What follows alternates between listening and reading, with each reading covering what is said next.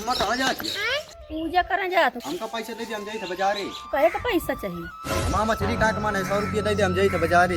अरे कुकर्मी का तो के ताके पता नहीं आगे नव दुर्गा चलते मांस मछली नहीं खावा जाता है। नवरात नहीं मानते, पैसा दे दे, हम उधार ले बाद में पापा दे आते रहे।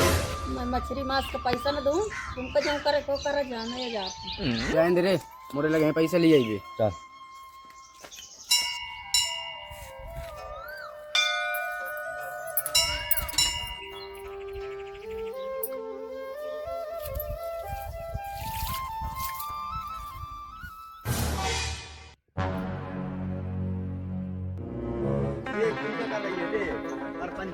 पूजा करती। चले यार हम बनाई खाई मछली का करें नाटक भाई। चल का दूध पी के पला है ये जगीरा। मस्त बनी भाई।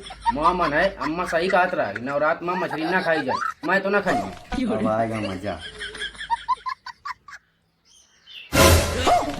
अरे का दरे में मछली काट आटा। रुक डॉक्टर के लोहा खिलाओ तुम्हें। डॉक्टर साहब क्या जा मछली कांटा टक जाएगी। मामला बहुत गंभीर है, मगर माता रानी ही अब एक ठीक कर सकती है। कहा माता रानी? मैं जात माता रानी के लगे। माता देवी मैया की जय हो। चाची अन्नू के घर में मछली कांटा फंस गया। कहा मैं तो कहा तू नवरात्रि में मछली न खा।